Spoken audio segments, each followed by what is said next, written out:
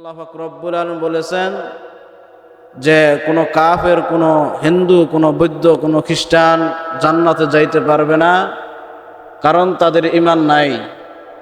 তারা যাবে জাহান্নামে। আর ঈমানদার যারা, এরা আমার খাস বান্দা, এরা জান্নাতে যাবে। সুবহানাল্লাহ। আর যারা ঈমান ছাড়া যারা আছে, ইহুদি, নাসারা, হিন্দু, খ্রিস্টান, বৌদ্ধ যারা আছে, এরা কোনোদিনও জান্নাতে যাইতে পারবে না, এরা যাবে জাহান্নামে।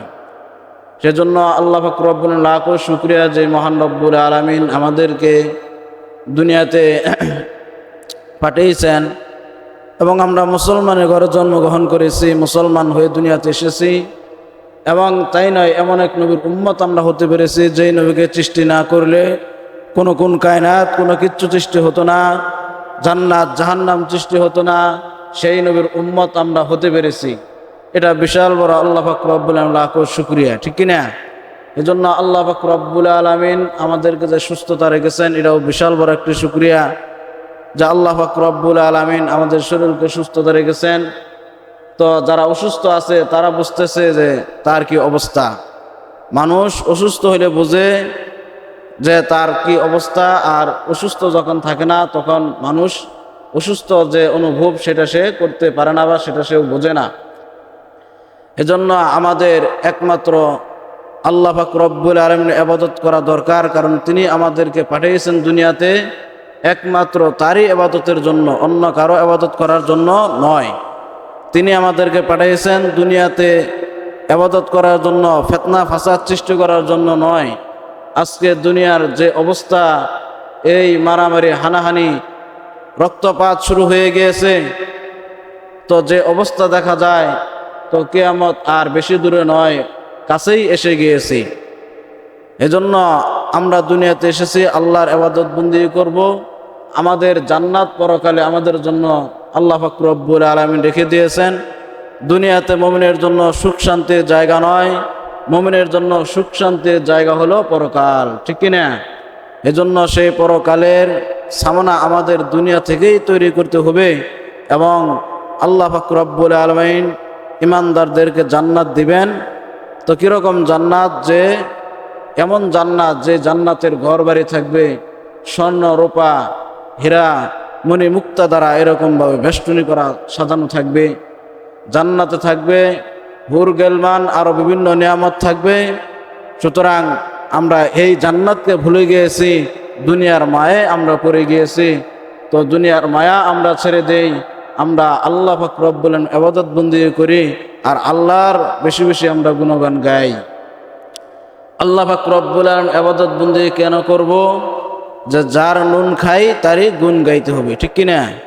তো নুন খাওয়ায় আল্লাহ পাক রব্বুল আলামিন, এজন্য গুণও গাইতে হবে আল্লাহর, ঠিক কিনা?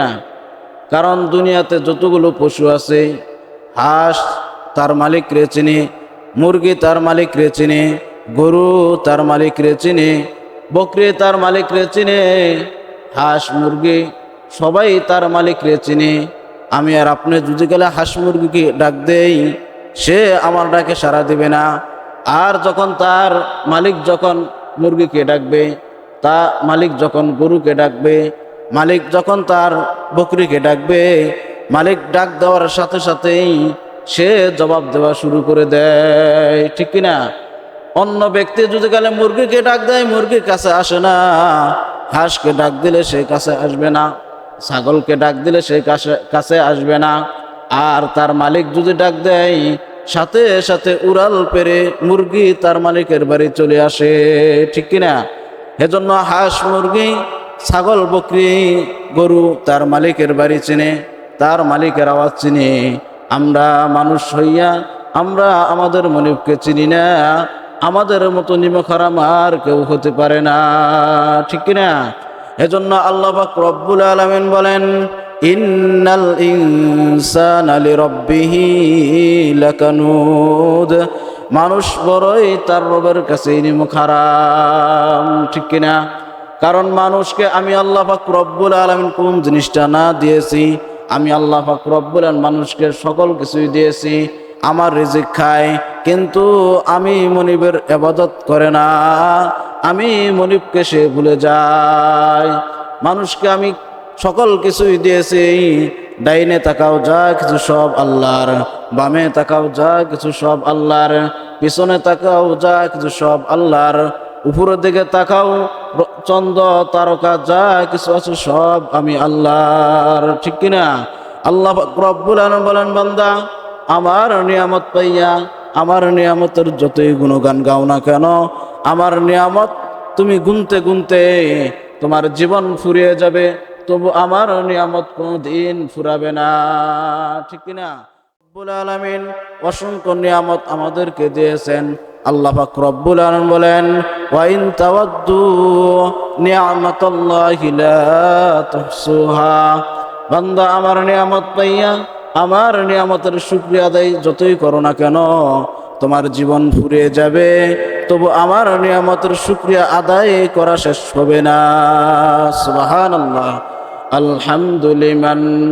আলহামদুলিমান কদ্দারা খায়রাও ওয়া খাবালা ওয়া শুকরু লিমান সাওয়ারা হুসনাও ওয়া জামালা লা দিদ্দা ওয়ালা নিদ্দা ওয়ালা হাদ্দা লিমাওলা আল-আনা কামা কানা ওয়া লাম ইয়ালকা জাওয়ালা লা তুশরিক বিল্লাহি ওয়ালা রাব্বা সিওয়াহু লা তুশরিক বিল্লাহি ওয়ালা রাব্বা সিওয়াহু লা ওয়ালিদা ওয়ালা ওয়ালাদা ওয়ালা উম্মা লা খালা আই বাহার করম সদকা হুসैन ইবনে আলী কা प्यासा हूँ मुझे शर्ब दीदार पिला दो जो लोगों के कहलाते हैं सग तेरी गली के उन लोगों के दफ्तर मेरा नाम लिखा दो।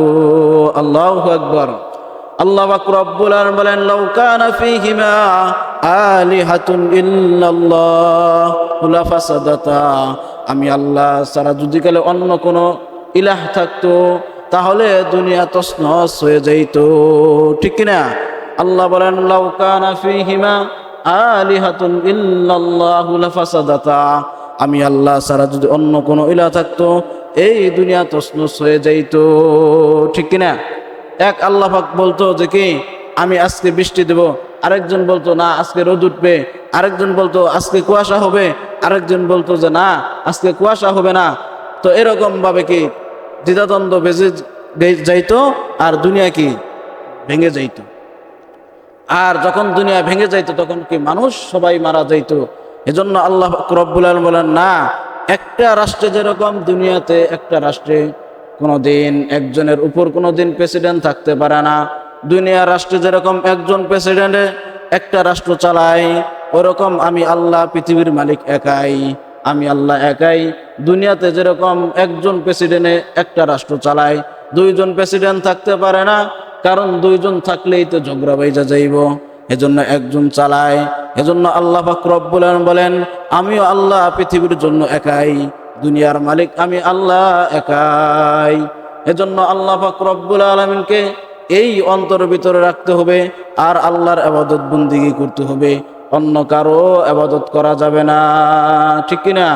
কলবে মোমিন হের মে খানা দখলে গৈরে শুধ হারাম এক জুনরা পাদ শুহর আগদ দাদন গৈরওয়াজ আগদ দাদন গৈরওয়াজ কলবে মোমিন হের মে খানা দখলে গৈরে শুধ হারাম এক জুনরা পাদ শুহর আগদ দাদন গৈরওয়াজ। আল্লাহর ওলি বাইজিদ বুস্তামি রহমাতুল্লাহি আলাইহি বলেন, ও দুনিয়ার মানুষ শোনো, কলবে মুমিন ইমানদারের কলব হের মে খানা, এটা হলো খানায়ে কাবা। খানায়ে কাবার ভিতরে কোনো ইহুদি, কোনো হিন্দু, কোনো খ্রিস্টান, কোনো বৌদ্ধ ঢুকতে পারে না। এই কলবের ভিতরে আমি আল্লাহ ছাড়া অন্য কেউ ঢুকতে পারবে না। ঠিক কিনা? এক জুনরা পাদ শুহর আগদ দাদন গৈরওয়াজ আগদ দাদন গৈরওয়াজ। একটা মেয়েকে দুইজন ছেলের কাছে বিবাহ দেওয়া যায় না, এই অন্তরটা আল্লাহ ছাড়া অন্য কাউকে দেওয়া যাবে না। ঠিক কিনা?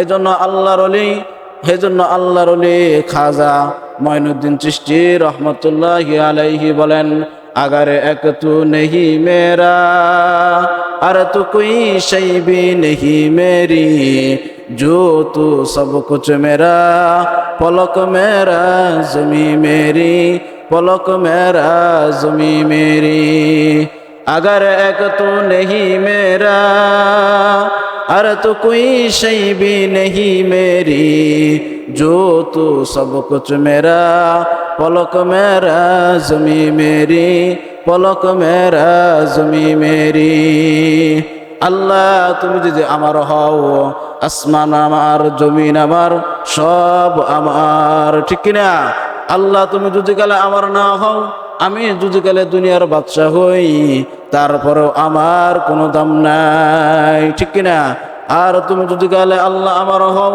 আসমান আমার জমিন আমার যা কিছু আছে সব আমার ঠিক কিনা এজন্য আল্লাহ পাক রব্বুল আলামিনের বেশি বেশি ইবাদত আমাদের করতে হবে আল্লাহ পাক রব্বুল আলামিনের নিয়ামতের শুকরিয়া আদায় করতে হবে এই কলবের ভিতরে আল্লাহকেই রাখতে হবে অন্য কারোকে এই কলবের ভিতরে রাখা যাবে না ইবাদত একমাত্র আল্লাহকেই করতে হবে ঠিক কি না আল্লাহ বলেন ইন্নাল্লাহা লা ইয়াগফিরু আন ইউশরাকা বিহি ওয়া ইয়াগফিরু মা দুনা যালিকা লিমান ইয়াশা আল্লাহু আকবার ইন্নাল্লাহা লা ইয়াগফিরু আন ইউশরাকা বিহি ওয়া ইয়াগফিরু মা দুনা যালিকা লিমান ইয়াশা বান্দা আমি আল্লাহর কাছে যদি আমি আল্লাহর সাথে যদি কোনোদিন কোনো শিরকি গুনাহ করো এই শিরকের গুনাহ আমি কোনোদিন তোমাকে ক্ষমা করব না আর অন্য যে কোনো গুনাহ আমি তোমাকে ক্ষমা করব